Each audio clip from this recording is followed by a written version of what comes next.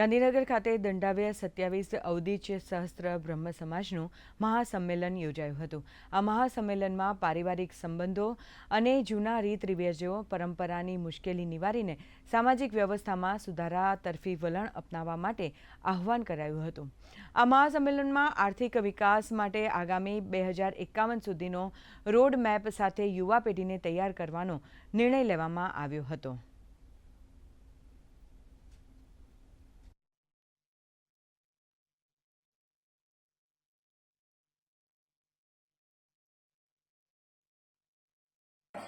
સત્યાવીસ બ્રહ્મ સમાજે આ એક મહાસંમેલનનું આયોજન કર્યું છે, જેની અંદર હવે પછીના વર્ષોમાં અમે એક મિશન 27 અને વિઝન 27નું આયોજન કર્યું છે, જેમાં સમાજના ઉત્થાન માટે ઘણા બધા કાર્યક્રમોની જાહેરાત કરવાની છે।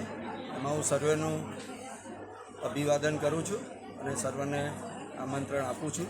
સમાજને ક્યાં લઈ જવો 27 વર્ષ પછી, એટલે લગભગ 2051 સુધીમાં સમાજ કયા સ્થાને પહોંચશે, જેનું આજે એના પર વાત કરવાની છે।